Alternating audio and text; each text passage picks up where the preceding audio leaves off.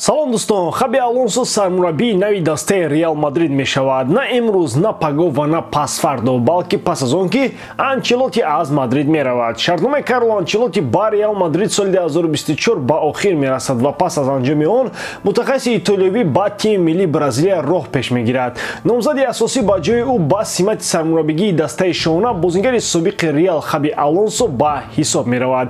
Собиқ нимҳиматгар ҳоло сармураббии Байер Ливеркузен аст. Аммо ин ҳафта мутахассиси испанӣ ғайричашмдош тасмим гирифт ки бо бошгоҳи олмонӣ то соли 2026 шартномаи худро идома диҳад. Оё ӯ дар ҳақиқат тасмим гирифтааст ки аз орзуяш даст кашад? Имрӯз мо дар бораи ҳамин ва дигар хабарҳои муҳими як шабонарӯзи охир андешаҳои худро баён медорем. Лайки қиматбоҳои худро гузоред ва давоми 6-7 дақиқа бо мо бошед. Дӯстон, тамошои бозиҳои мунтахабҳоро бо сарпарасти видеои мо ширкати 1x бозам ҷолибтар гардонед. Дар он ҷо регистратсияи осон, пур кардани маблағ аз тамоми гӯшаву канори дунё, вале аз ҳам муҳим, бонус то ҳаҷми $100 дар аввалин пардохт бо промокоди AMG 0777 ссилкаи бозӣ дар комментарияи ин видео. Як андеша кунем ки оё ин қарори Алонсо ба даст кашидан аз мақсади кор дар Мадрид монандӣ дорад? Фикр мекунам ки ин тавр нест. Ба ӯ дар ин бора суол додам ва Алонсо дар ҷавоб чунин гуфт: ман барои кор дар дастаи Реал Мадрид саросима нестам. Ҳамаи чиз вақту замони худро дорад. Агар ман дар мавриди кори оянда андеша кунам, он чизе ки айни замон дар назди ман қарор дорад, метавонам онро аз даст бидиҳам. Аз ин лиҳоз ман дар ҳамин шабу рӯз ба пуррагӣ мехоҳам худро ба кори дар Байер доштаам бубахшам. Оянда чӣ мешавад, вақт нишон медиҳад. Ба гапҳои Алонсо гӯш андохта метавон ба хулосае омад ки ӯ воқеан ҳам қарорҳои дуруст ва саривақтӣ мебарорад. оне ки мутахассиси 41 сола қарордоди худро бо ливеркузениҳо тамдид кард, танҳо мавқеи ин дастаро қавитар мекунад. Дар мавсими гузашта Алонсо Байерро то ба бозии даври нимниҳоии Лигаи Аврупо баровард. Дар Бундеслига даста ҷои шашум гирифт, боз ба Аврупо роҳ ёфт. Агар Мадрид хоҳиши даъват кардани ӯро дошта бошад, бе ягон мушкилӣ ва дудилагӣ имконият дорад шартномаи ӯро аз Байер Ливеркузен бихарад. Яъне тамдиди қарордод бо Байер ягон монеаи бузурге барои мадридиё ҷиҳати даъват кардани Хаби Алонсо нест. Ӯро танҳо лозим аст ки бозии зебо ва натиҷаҳои хубро бо Байер идома диҳад.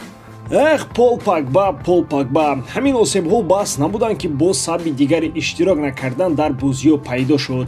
Нимҳиматгари фаронсавӣ метавонад ба муддати 4 сол аз футбол пурра маҳрум шавад. Дар ҳамаи мусобиқаҳо як-ду футболбозро пас аз ҳар бозӣ ва аз тарафи ҳардуи даста барои санҷиши допингӣ мебаранд. Ин як процедураи оддӣ дар футбол мебошад ки ба як кори муқаррарӣ табдил ёфтааст. Погбаро ҳам ба чунин санҷиш бурданд. Натиҷаҳои ӯ барои тестостерон дар баданаш мусбат баромад. Ин ба мисли вичу коронавирус мебошад. Агар мусбат барояд, ин маънои фоҷиаро дорад. Танҳо дар баъзе ҳолатҳо бо иҷозаи духтур ва барои муолиҷаи бозингарон тестостерон дар бадан мусбат буданаш иҷоза дода мешавад. Дар ҳолатҳои дигар ин номумкин аст ва барои он ба муддати тӯлонӣ бозингар бояд дисквалификатсия шавад.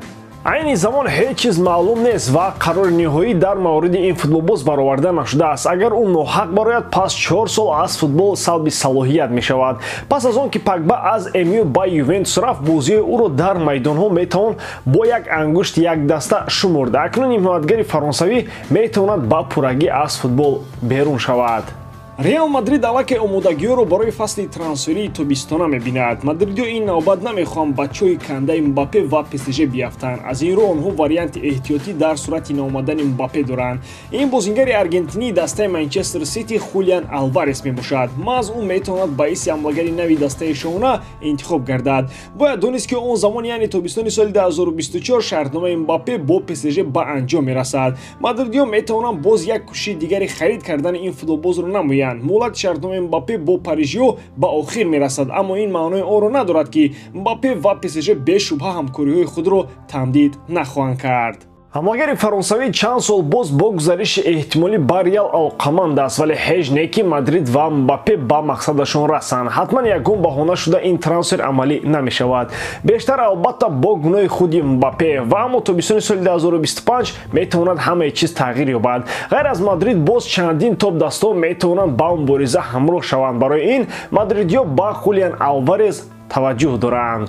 Мунтахаби Португалия оид ба футбол рекорди навро ба номаш сабт зад. Шогирдони Мартинес дар рақобат бо мунтахаби Люксембург дар бозии марҳилаи интихобии чемпионати Аврупо тавонистанд бо ҳисоби 9-0 дастбол шаванд. Ин бузургтарин ғалаба дар таърихи ин кишвар мебошад. Қаблан португалиҳо 3 маротиба бо ҳисоби 8-0 ғолиб омада буданд. аҷоибии кор дар ҳамин ки нафари рекордчикан ва беҳтарин нишонзан дар таърихи мунтахаби Португалия Криштиану Роналду дар ин дидор ширкат наварзид. ӯ бо сабаби барзиёд гирифтани кортҳои зард ҳаққи иштирок кардан дар ин бозиро надошт. Барои Люксембург бошад ин бори аввал нест ки онҳо ба чунин бохти калон рӯбаро мешаванд.